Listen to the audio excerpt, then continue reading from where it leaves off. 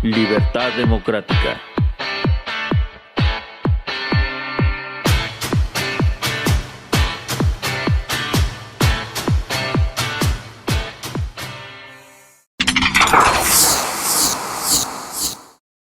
Recordemos que el poder público del Estado, que emana de manera soberana del pueblo, se divide en tres para sus funciones: en el legislativo, en el judicial y en el ejecutivo. El legislativo, que está conformado por el Congreso, el Senado y la Cámara de Diputados, pues es el encargado de dictar las leyes. Son los que legislan las leyes y que también pueden reformar la Constitución tomando en consideración algunas condicionantes que la misma Constitución establece para su propia reforma, que es contar con las 2/3 partes del Congreso, tanto en Cámara de Diputados como en Cámara de Senadores, y con la mayoría de las legislaturas locales. Así es. Entonces, ese aspecto es importante, más aparte todo el trabajo y el desempeño legislativo que tienen que hacer, que es crear las leyes en todas las materias habidas y por haber de nuestro país. El otro aspecto es el Poder Ejecutivo, que como sabemos todos, pues está instalado en la persona del presidente o presidenta de la República, y que es el jefe de la administración pública, es decir, quien administra de alguna manera los presupuestos y las funciones necesarias para el quehacer público del país. Y el Poder Judicial, que es el que dirime los conflictos entre particulares. Una importante situación que debemos de señalar es que el hecho de que en las sociedades no se busque la justicia por propia mano, el ojo por ojo y el diente por diente, es gracias a que el Poder Judicial existe. Lo que se hace es una especie de ficción sociológica para el Estado, en el sentido de que para que se dirima un conflicto, cualquiera que sea su naturaleza, civil, mercantil, familiar, penal, etcétera, etcétera, en vez de que las personas se enfrenten para ver quién va a obtener el beneficio o la solución, pues lo que se hace es someter esos conflictos a un poder que es el que se va a encargar, conforme a la ley, de establecer quién tiene la razón jurídica. Y que marca el papel del Estado. Este planteamiento, esta tesis fue establecida por Hobbes. Así es. Y entonces él Así señaló que los pueblos, pueden dirimir sus diferencias o conflictos a título personal, agredirse unos a otros o matarse, y que para evitar esto y que haya institucionalidad y los conflictos se puedan resolver por la vía pacífica, debe establecerse un poder del Estado que sea el que dirima, el que escuche ambas partes y al final de cuentas dicte las sentencias que permitan mantener la tranquilidad y la estabilidad del país. Una vez tomado esto, señalado, pues creo que podemos dar paso al siguiente tema, que es el tema de la reforma al Poder Judicial. Que evidentemente está calando y va a calar muy fuerte en la vida del país, ¿no? Ya lo mencionabas tú, cómo los mercados de divisas y accionarios comenzaron a moverse, ¿no? Así es. Por el alcance que tiene esta reforma judicial y las consecuencias que puede tener para el país, ¿no? Claro. Es que el Poder Judicial es uno de los tres poderes públicos. Recordemos que el poder público del Estado, que emana de manera soberana del pueblo, se divide en tres para sus funciones: en el legislativo, en el judicial y en el ejecutivo. El legislativo, que está conformado por el Congreso, el Senado y la Cámara de Diputados, pues es el encargado de dictar las leyes. Son los que legislan las leyes y que también pueden reformar la Constitución tomando en consideración algunas condicionantes que la misma Constitución establece para su propia reforma, que es contar con las 2/3 partes del Congreso, tanto en Cámara de Diputados como en Cámara de Senadores, y con la mayoría de las legislaturas locales. Así es. Entonces, ese aspecto es importante, más aparte todo el trabajo y el desempeño legislativo que tienen que hacer, que es crear las leyes en todas las materias habidas y por haber de nuestro país. El otro aspecto es el Poder Ejecutivo, que como sabemos todos, pues está instalado en la persona del presidente o presidenta de la República, y que es el jefe de la administración pública, es decir, quien administra de alguna manera los presupuestos y las funciones necesarias para el quehacer público del país. Y el Poder Judicial, que es el que dirime los conflictos entre particulares. Una importante situación que debemos de señalar es que el hecho de que en las sociedades no se busque la justicia por propia mano, el ojo por ojo y el diente por diente, es gracias a que el Poder Judicial existe. Lo que se hace es una especie de ficción sociológica para el Estado, en el sentido de que para que se dirima un conflicto, cualquiera que sea su naturaleza, civil, mercantil, familiar, penal, etcétera, etcétera, en vez de que las personas se enfrenten para ver quién va a obtener el beneficio o la solución, pues lo que se hace es someter esos conflictos a un poder que es el que se va a encargar, conforme a la ley, de establecer quién tiene la razón jurídica. Y que marque el papel del Estado. Este planteamiento, esta tesis fue establecida por Hobbes. Así es. Y entonces él señaló que los pueblos, bueno, pueden dirimir sus diferencias o conflictos a título personal, agredirse unos a otros o matarse, y que para evitar esto y que haya institucionalidad y los conflictos se puedan resolver por la vía pacífica, debe establecerse un poder del Estado que sea el que dirima, el que escuche ambas partes y al final de cuentas dicte las sentencias que permitan mantener la tranquilidad y la estabilidad del país. Claro. La justicia se representa con una persona sosteniendo una balanza. No tengo ahorita esta figura aquí a la mano. ¿Y por qué es eso? Bueno, porque la balanza es precisamente equilibrar a las partes y sopesar quién tiene el mayor peso, la razón legal, para que sea la que obtenga la solución o la razón de su derecho. En ese sentido, el Poder Judicial pues es de los tres poderes el que le da orden y paz social al Estado mexicano.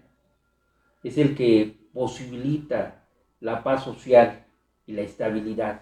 Por eso es que los mercados, pues los inversionistas, los miembros del sistema financiero, en fin, empiezan a sentir temor ante la posibilidad de que de repente no cuenten con un órgano del Estado que pueda dirimir un conflicto que se suscite entre ellos como particulares o entre el Estado y ellos como particulares. Y que dé garantía a sus inversiones, ¿no? Exactamente. Entonces, eso se ve a nivel de mercados, pero lo vemos a nivel de cualquier ciudadano común, ¿no? Cualquier problemática que haya desde el ciudadano de a pie, entre vecinos, por ejemplo, ¿no? Que una situación sobre un daño que un vecino haga a su propiedad del otro, una ocupación ilegal de algún espacio de terreno de la propiedad del otro, en fin, ¿quién va a dirimir todos esos conflictos? Pues el Poder Judicial. Así es. Bueno, aquí hablamos del Poder Judicial Federal, que es la reforma fundamental la que se está haciendo, pero va a permear también a los poderes judiciales locales de los estados. Entonces, lo que se pretende es que la misma propuesta que está estableciéndose en la reforma se establezca y se presente a todos los estados en sus poderes locales. Ahora, ¿en qué consiste? Vamos a señalar de manera muy breve, porque es complejo, cuál es la reforma. El primer aspecto es que se pretende modificar el párrafo octavo del artículo 94 constitucional, que en ese sentido dice la reforma para precisar que los concursos abiertos para la integración de los órganos jurisdiccionales se regirá por los procedimientos, requisitos y plazos que establezca la legislación secundaria, es decir, para todo el personal que labora en el Poder Judicial, excepto para los cargos de magistrado de circuito, jueza o juez de distrito, cuya elección se realizará por voto directo y secreto de la ciudadanía, conforme a las bases previstas en el texto del artículo 96. Es decir, un cambio que se da es que los ministros, magistrados y jueces y juezas dejen de ser nombrados como son nombrados. Los ministros son nombrados a propuesta del Senado, pues el presidente los propone, el Senado los nombra. Así es como se nombran los ministros de la Corte. Pero lo que ahora se pretende es que los ministros sean electos por el voto popular de la sociedad. Pero no solo ellos, también magistrados y jueces, cuyo origen es distinto al de los ministros, porque en el caso de los magistrados de circuito o magistrados de apelación, y los jueces o juezas de distrito, ellos vienen de la carrera judicial. Ellos son nombrados por concursos abiertos de oposición, que es un concurso de oposición, es donde se establece un concurso para que varias personas participen para obtener el cargo, y las más altas puntuaciones académicas y profesionales son las que van a obtener el cargo. Se ponen a concurso, ¿no? Entre todos van a competir en términos de conocimientos y de currículum profesional para ver quién es el que ocupa el cargo como magistrado o como juez. Y en ese sentido, lo que está estableciendo la reforma es que ahora sea también por voto abierto, por elección popular, que los propios ciudadanos elijan a sus jueces, a sus magistrados y a sus ministros. En ese sentido, dice aquí, en el caso del artículo 95, establece los requisitos de elegibilidad como ministro o ministro, sustituyendo toda referencia a la designación por el de elección, es decir, que se elijan en consonancia con la reforma judicial de mérito. Además, se adiciona que el cargo de magistrado o magistrada del Tribunal Electoral del Poder Judicial de la Federación también será elegible durante el año previo al día de la elección. Es decir, se van a elegir jueces, juezas, magistrados, magistradas de circuito y de apelación, y también los magistrados en materia electoral y ministros de la Corte. Todo el aparato judicial. En una primera instancia. Todo el aparato jurisdiccional van a ser electos. En ese sentido también se dice que se prevé reformar el tercer párrafo del artículo 94 a fin de reducir el número de integrantes de la Suprema Corte de 11 a 9. Actualmente son 11 los ministros que integran la Corte, y se decide que sean 9 solamente ministras o ministros. Y se eliminan las dos salas. Actualmente opera la primera y la segunda sala. Es decir, la Corte actúa de dos formas, una en pleno y otra en salas. Tiene una sala, una primera y una segunda. Los dividen por materia para conocer temas sobre materia, en materia penal o en materia civil. Y así es como se divide. Lo que se pretende con la reforma es que ya no, que todos los asuntos se resuelvan en pleno de los magistrados. Esa es otra de las partes que se establecen. Otro aspecto que se habla de la reforma, se propone establecer que duren en su encargo 12 años, actualmente duran 15. Es decir, se reducen 3 años al periodo actual. La reforma propuesta modifica también de manera integral el artículo 96 de la Constitución en 2 párrafos, a fin de asentar el principio democrático de que las y los ministros, magistradas y magistrados de circuito, juezas y jueces de distrito, y magistradas y magistrados del Tribunal de Disciplina, ahorita vamos a hablar de ese que también se crea, serán elegidos de manera directa y secreta por la ciudadanía.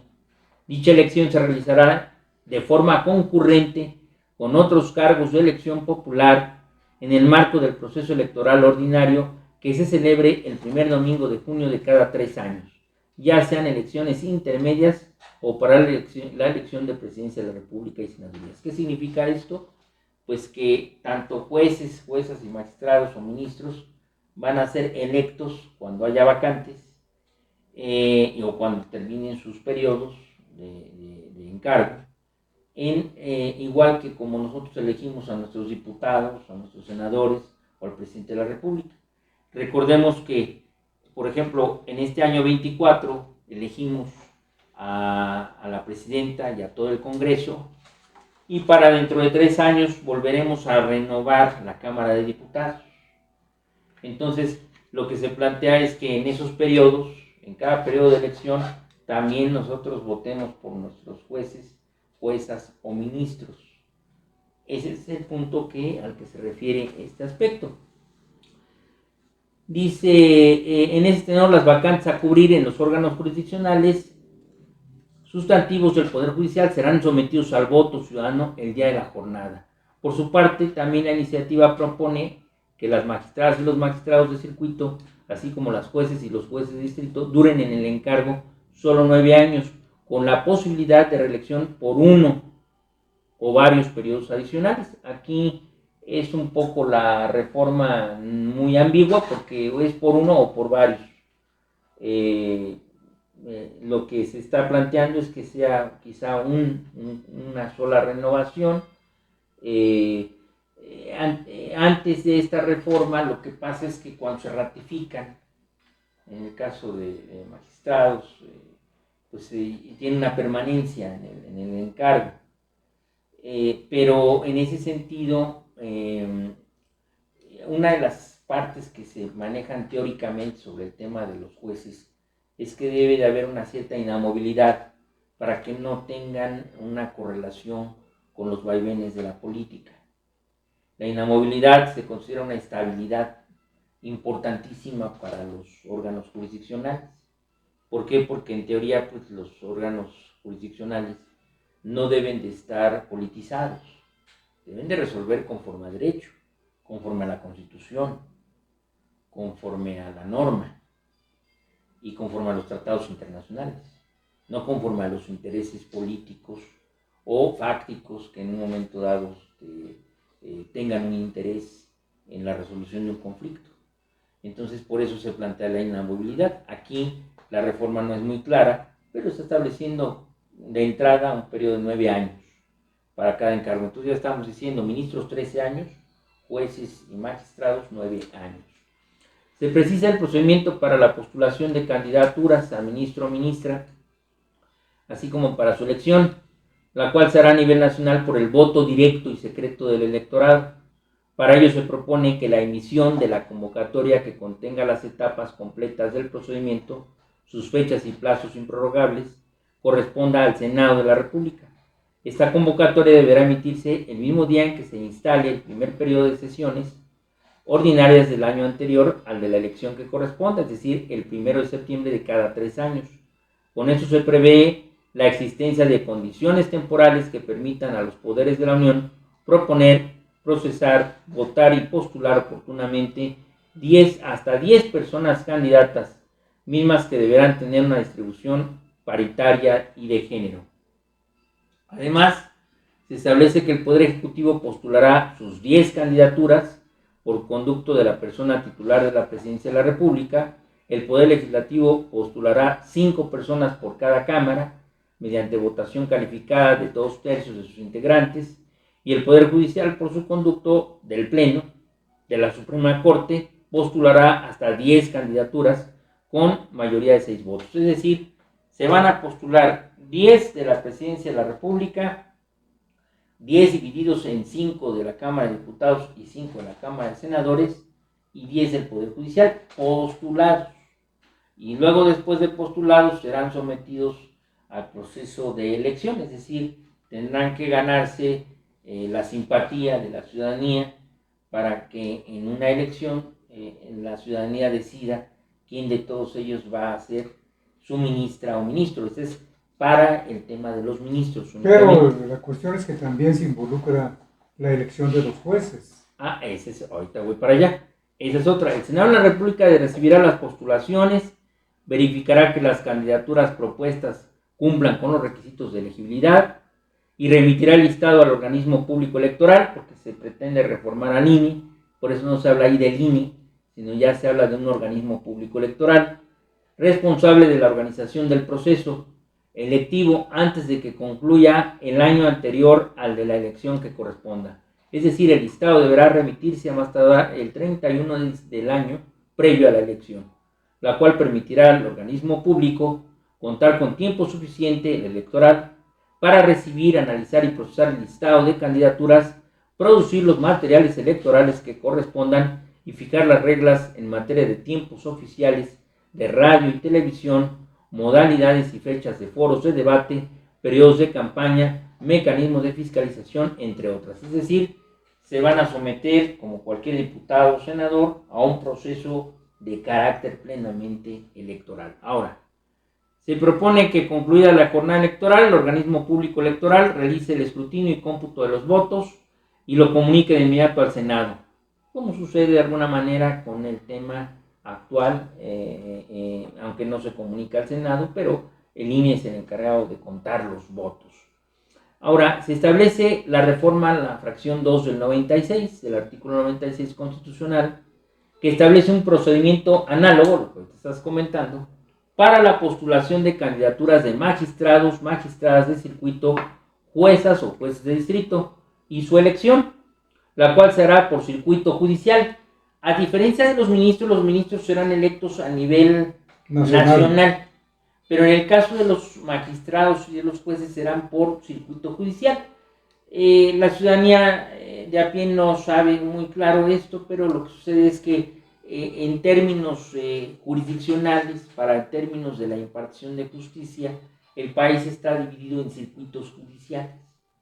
Cada circuito judicial corresponde a algunos estados o entidades de la federación, y ese corresponde a un grupo de magistrados de circuito y un grupo de jueces de distrito. Entonces, y se reúnen también en pleno de circuitos judiciales, etcétera, etcétera. Entonces está dividido así, el territorio está dividido en estados por circuito. Entonces lo que se plantea es que cada circuito meta a sometimiento de un procedimiento de elección a sus magistrados y sus jueces.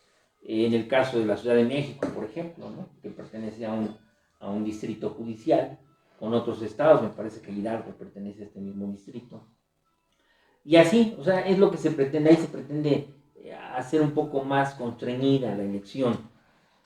Y luego dice que deberá hacerse en los términos y modalidades que también determinen la legislación electoral y el voto directo secreto del electorado. En ese caso se dice que si bien ese procedimiento es similar al de la postulación de ministras o ministros, para el caso de aspirantes a magistraturas y juzgados, se señala que el órgano de administración judicial, que también ya se habla de un órgano de administración judicial en vez del Consejo de la Judicatura, porque también desaparece el Consejo de la Judicatura y se crea un órgano de administración judicial y un tribunal de disciplina, ahorita vamos a hablar de eso, deberá remitir oportunamente el listado que contendrá el número total de vacantes a cubrir, la materia de especialidad del tribunal de circuito o del juzgado de distrito vinculada a la vacante y el circuito judicial al que estén adscritos. Otra diferencia dentro del procedimiento consiste en que en el número de postulaciones que cada poder de la Unión podrá remitir al órgano electoral. En el caso de los ministros ya dijimos que eran 10, 10 y 10. En el caso de estos, dice aquí que cada poder de la Unión podrá remitir al órgano electoral, que será hasta de 2 personas por cada cargo a elegir. El Poder Ejecutivo lo hará por conducto del titular de la presidencia. El Poder Legislativo postulará a una persona por cada cámara, una a la de senadores, una a la de diputados, y mediante la votación calificada de 2/3 de sus integrantes, y el Poder Judicial del Congreso, y el Poder Judicial de la Federación, también por conducto del Pleno, con mayoría de 6 votos, también presentará a sus 2 postulaciones, es decir, por cada cargo de magistrado o cada cargo de juez, habrán 6 candidatos, 2 de Presidencia de la República, 2 del Congreso, que son uno de diputados y otro de senadores, y 2 del Poder Judicial. Y esos 6 van a competir electoralmente para ver la sociedad a quién le da o le brinda su voto. Es como si habláramos de 6 candidatos a diputados de 6 partidos distintos.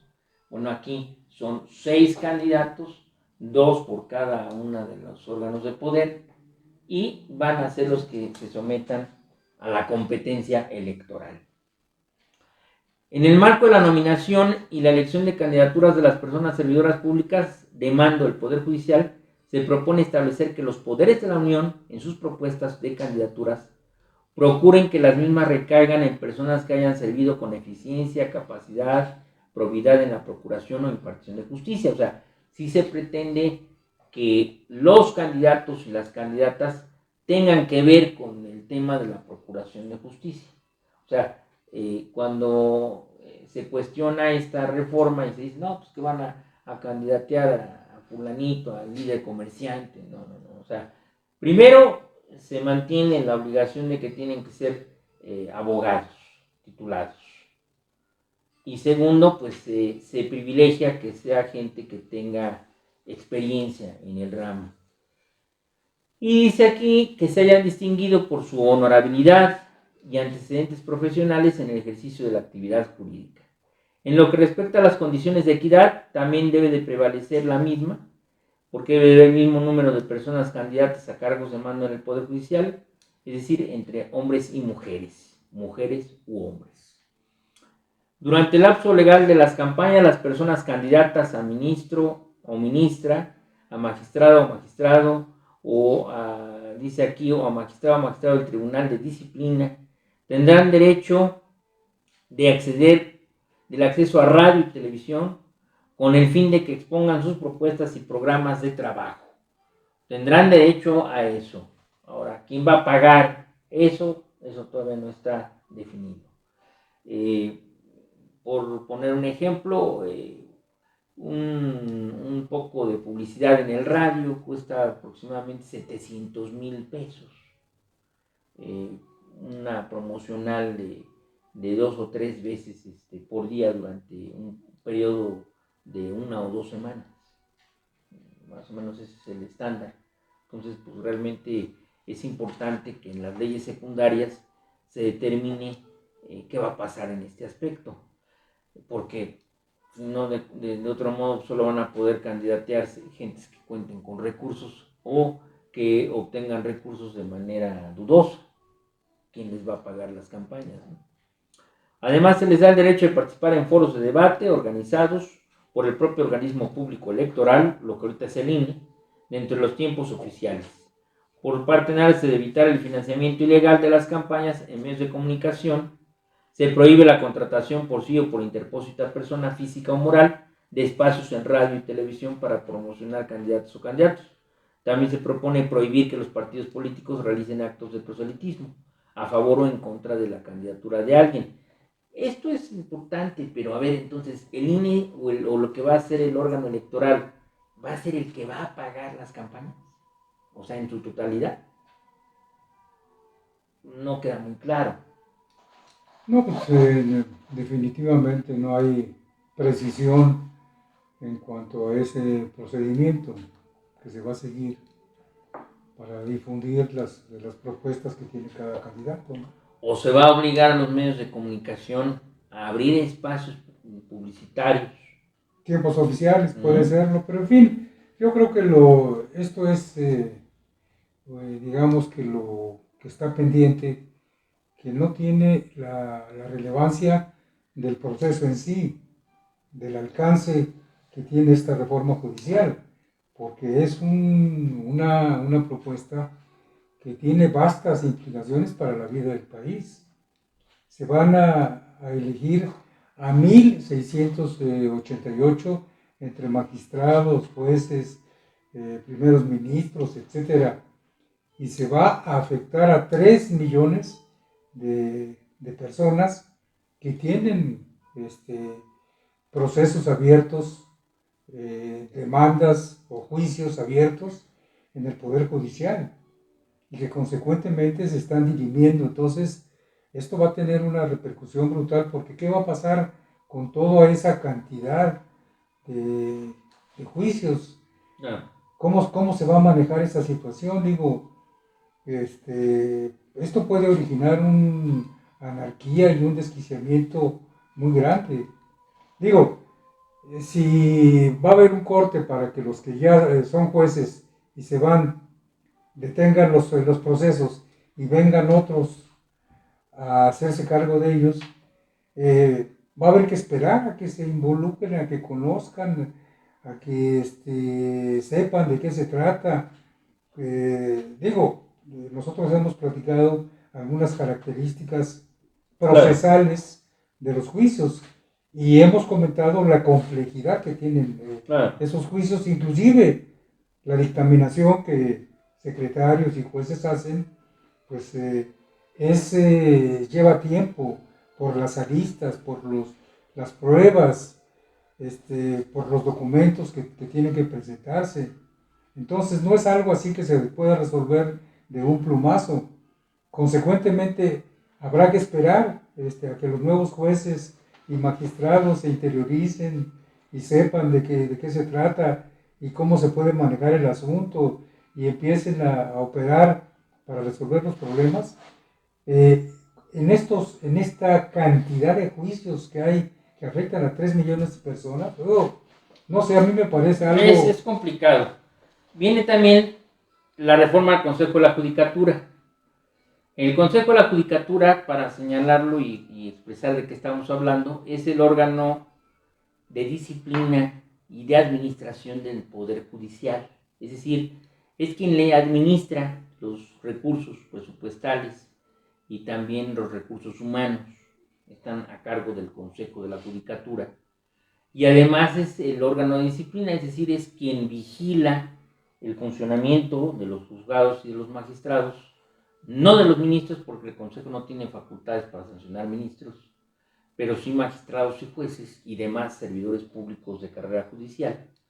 Es el que hace visitas, revisa que se cumpla con las leyes de responsabilidades administrativas. Cuando hay una falta administrativa por parte de un juez o de un magistrado, el Consejo es quien en teoría tiene que sancionar. En ese sentido, he de reconocer que el Consejo de la Judicatura, tanto a nivel federal como a nivel local, pues ha tenido muchas deficiencias. Entre esos aspectos, las deficiencias que hay es que al momento de sancionar, por ejemplo, pues hay mucha discrecionalidad. Las quejas que presentan normalmente los abogados postulantes, en su mayoría se declaran improcedentes, y los procedimientos de oficio, que son los que hace el propio Consejo cuando de modo propio observa alguna irregularidad administrativa, son los únicos que tienen cauce, pero difícilmente se toca a mandos altos, a los magistrados muy difícilmente, y como lo comento, no tiene funciones de sanción hacia los ministros de la Corte. Entonces, lo que se plantea es cambiar eso. En este no se plantea modificar el párrafo segundo del artículo 94 para señalar que la administración del Poder Judicial estará a cargo de un órgano de administración judicial. Se separan las funciones de disciplina y de administración, y uno es un órgano de administración judicial y el otro se crea un tribunal de disciplina judicial, que es la que se va a encargar de sancionar. Se plantea modificar también el sentido de que estará a cargo de un órgano de administración y la disciplina, el tribunal de disciplina, y se dice aquí que se propone una reforma integral para sustituir los órganos como se están mencionando. Por un lado, el tribunal de disciplina se dota de independencia técnica y de gestión para emitir sus resoluciones, y dicho tribunal tendrá una integración colegiada conformada por 5 miembros electos por la ciudadanía a nivel nacional, conforme al procedimiento establecido en el artículo 96 de la Constitución, y que también tendrá facultades para sancionar ministros o ministras. Se establece que para ser elegibles las personas candidatas a magistradas o magistrados del tribunal deberán cumplir con los mismos requisitos aplicables que para los ministras y ministros de la Suprema Corte de Justicia de la Nación. Entonces se habla de 5 miembros electos por la ciudadanía. Se propone reformar el párrafo cuarto para establecer que, debido al reducido número de personas que lo integran, se le faculta para conocer, investigar y sancionar las responsabilidades administrativas. Aquí es donde viene un cuestionamiento al Tribunal de Disciplina, y yo mencionaré dos. Una, se le está dando facultades de juez y parte, es decir, el Tribunal de Disciplina va a investigar y a su vez va a sancionar, lo que pues no es muy claro ni muy debido. Eso tiene matices que deben de ser revisados.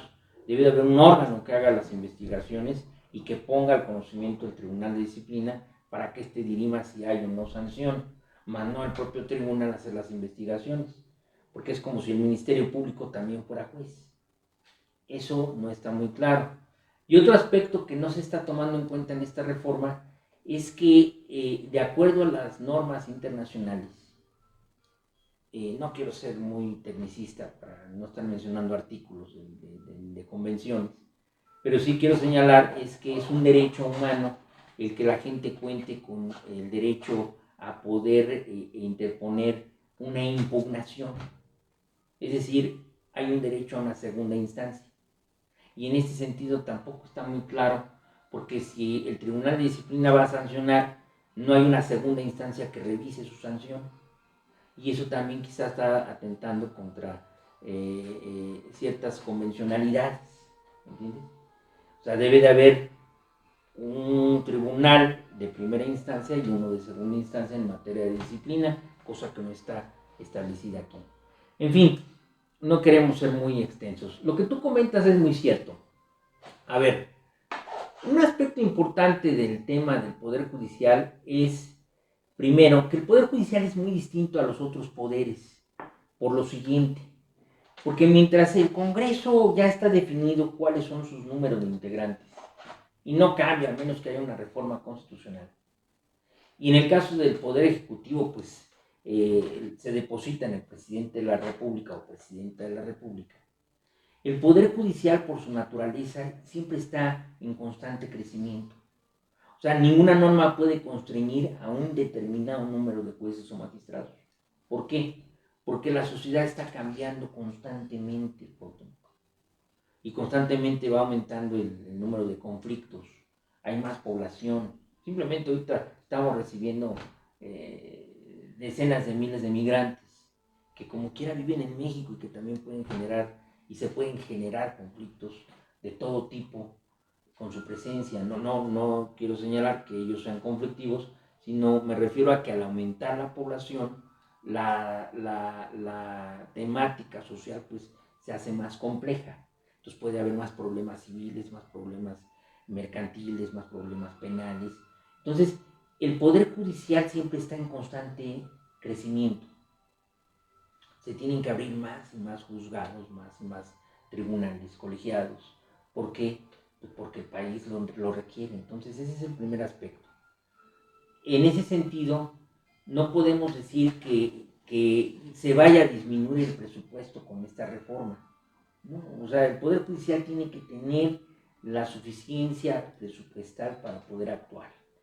No se establece en la reforma, para mantener su autonomía y su independencia, un mínimo presupuestal que debe de contar para que no sea objeto de injerencias políticas, es decir, del manoseo del poder legislativo en ese sentido de si te doy o no te doy, sino deben establecerse en la propia Constitución un mínimo presupuestal que generalmente se establece en cantidades relacionadas con el Producto Interno Bruto, porcentajes relacionados con él. Entonces, ese es otro. Y lo que tú comentas, eso es importante. Eso no lo plantea la reforma, tiene que haber un escalamiento, debe ser escalonado. Pero hay una cuestión que me parece muy importante antes de que pases a esa parte, que tiene que ver con la naturaleza misma y la operación de los distintos poderes. Cuando tú eliges a los senadores o a los diputados, ellos tienen durante un X lapso la tarea de elaborar leyes. Y está establecido que cuando termina una legislatura, las iniciativas de ley que no alcanzaron a dictaminarse, estas iniciativas se hacen a un lado, ya no se van a dictaminar, fenecen, ¿sí? Tendrá que venir la siguiente legislatura y tendrá que presentarse otras iniciativas. En este caso, en tratándose del Poder Judicial, el Poder Judicial tiene jueces y magistrados, etcétera, pero tiene una serie de expedientes, de juicios que maneja, que afectan, como ya lo señalé, a millones de personas. Entonces no es tan simple que el juez o el magistrado concluya un periodo y se vaya y llegue uno nuevo, ¿no? Hacerse cargo de los expedientes y de los juicios, de las demandas, de los conflictos que hay. Bueno, en la actualidad te voy a decir una cosa. O sea, en la reforma no viene señalado eso, pero es de lógica que cuando un juez cese de sus funciones y se nombre o se elija a otro juez, ese juez tiene que retomar todos los asuntos pendientes, porque no pueden interrumpirse los procedimientos. Y se pierden los mecanismos establecidos para que haya continuidad. Esto es una situación inédita que a mi juicio debe de revisarse y preverse de qué manera se va a manejar. Eso es para algún tema de materia de ley secundaria y que pues, obviamente se tiene que definir.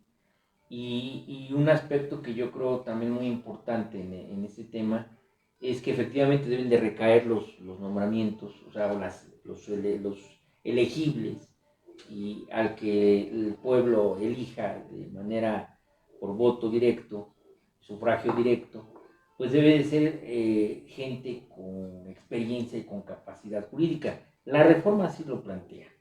Ahora hay que establecer los cómo, ¿no? Nosotros habíamos hecho externado, y lo refiero con claridad, nuestras críticas a este planteamiento de reforma, porque la elección de jueces y magistrados es complicada, es compleja y es en un momento dado un cambio de visión sobre lo que es el Poder Judicial y puede traer consecuencias de inestabilidad o también incluso de penetración indebida de grupos nocivos al Poder Judicial. Señalamos en algún momento que puede haber el riesgo de que pues, el crimen organizado pretenda de alguna manera influenciar la elección de jueces. Y eso es un riesgo latente. Y es algo con lo que de alguna manera tendremos que vivir. Si la reforma pasa, seguramente va a pasar.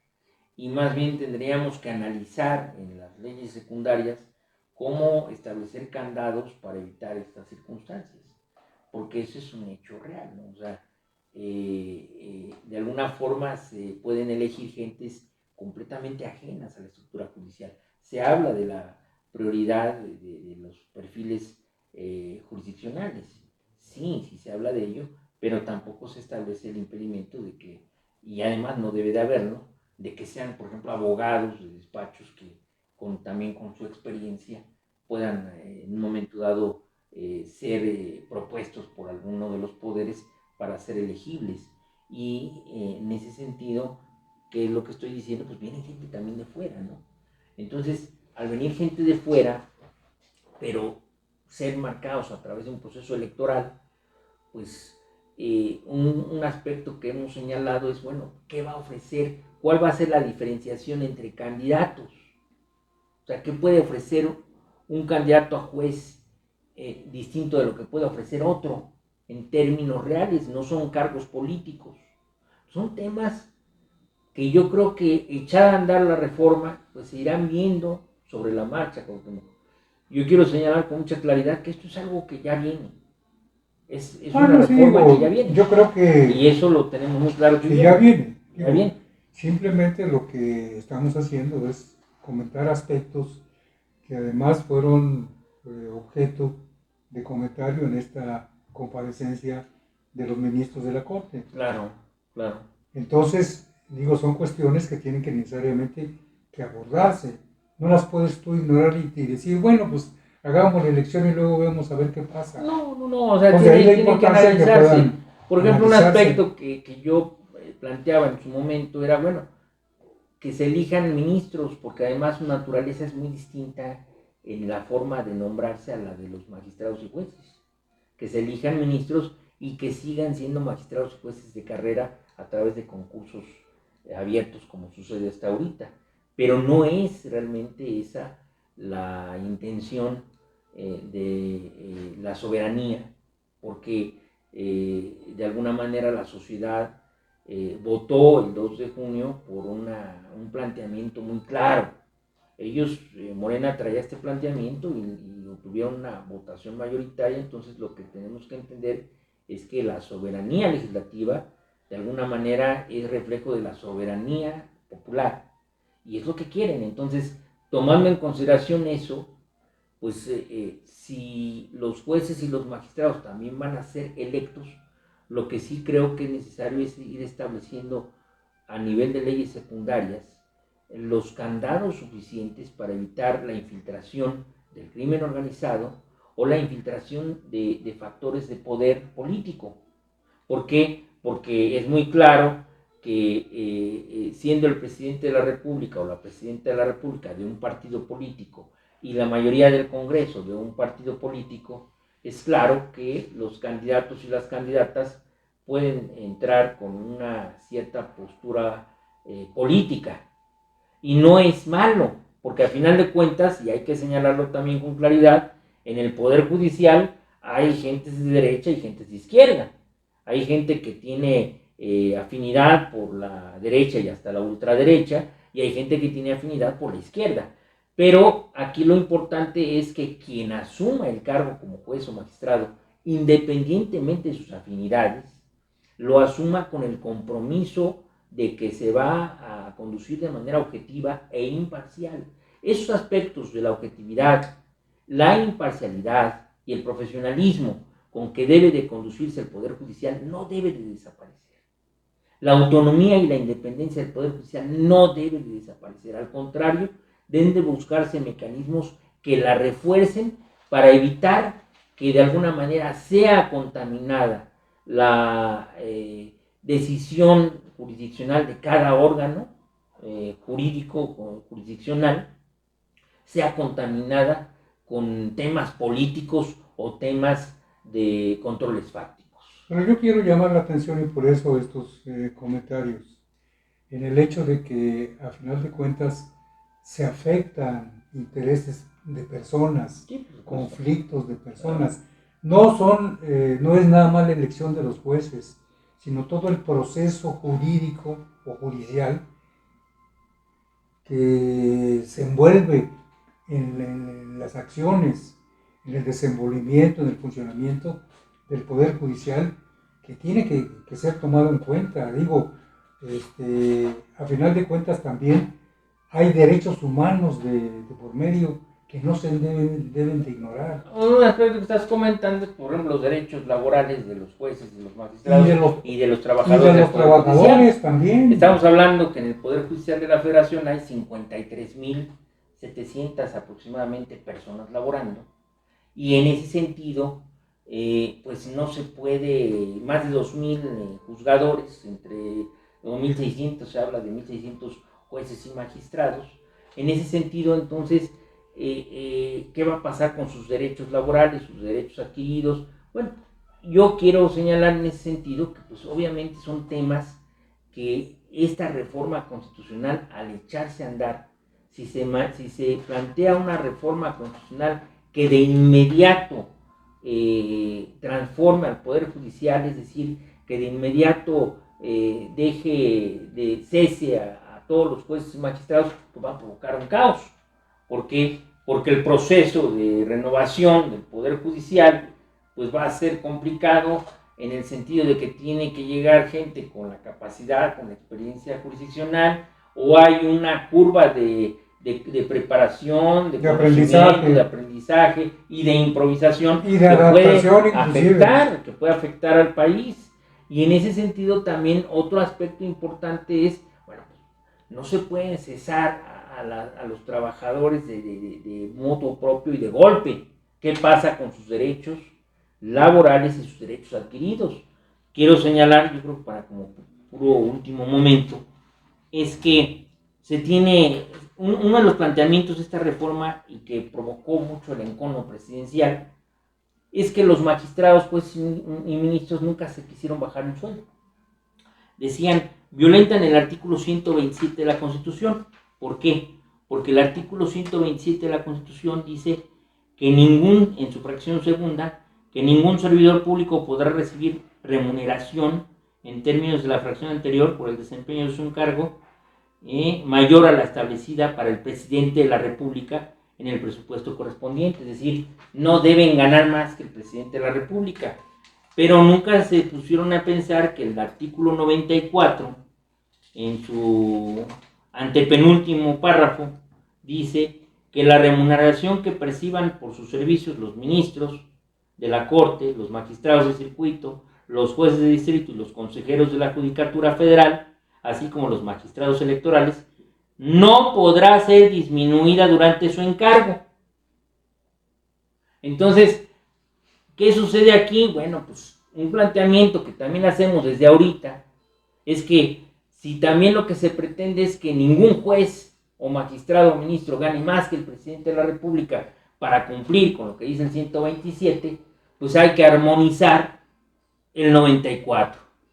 Se tiene que reformar el 94, porque cuando se hizo la reforma al 127 y no se armonizó el 94, pues entonces se sobreentiende de manera constitucional que el Poder Judicial era aparte. No tenía entonces que obligarse a lo que decía el 127. ¿Por qué? Porque las dos son normas constitucionales del mismo nivel y la misma jerarquía. ¿Cuál va a prevalecer una sobre otra? ¿No? Pero, ¿Me entiendes? Entonces hay que armonizar. Y ese tema lo comento por lo que tú estás señalando, que en ese sentido, uno de los temas sobre derechos adquiridos era, pues no podemos bajarnos los sueldos. No solo porque es un derecho adquirido, sino porque la Constitución lo establecía. Entonces, bueno, ¿qué va a pasar ahora? Pues eso todos son temas que dentro de los mismos foros constitucionales tienen que irse dando. Y yo lo escuché en los foros, en el último donde estuvo Saldívar y los ministros de la Corte, yo no escuché propuestas en el sentido de cómo hay una serie de contradicciones hasta en la propia Constitución que ha provocado en el fondo el conflicto que hay. El conflicto que hay entre ministros, magistrados y jueces con el presidente de la República en el tema de los sueldos está porque la Constitución así está señalada. Ese es el conflicto. Y nadie dijo, aquí está la razón del conflicto y tendremos que entonces que tomarlo en cuenta. o sea, en conclusión hay temas, ¿no?, que es importante abordar y ver de qué manera se pueden manejar. Problemas que implica la aplicación, la puesta en marcha de esta reforma judicial, porque se va a aprobar, digo, esto es indudable. Entonces hay que tratar de que las cosas se den de la mejor manera posible, ¿no? Nosotros hay que señalar que es un tema muy amplio y como está ahorita el proceso de las mesas de debate y sobre análisis de esto, creo que es importante que tú y yo señalemos ahorita que esta no es la única sesión de Libertad Democrática en donde vamos a tratar este tema. Creo que tendremos que tener otras 2 sesiones más para abordar algunos temas más específicos, porque hay que hablar también sobre el Tribunal Electoral. Okay. Entonces, señores, pues agradecemos, creo que nos hemos excedido, haremos algunas ediciones necesarias ha sido un gusto de este programa. Ha sido un gusto y agradecemos su presencia y hasta la próxima. Hasta la próxima.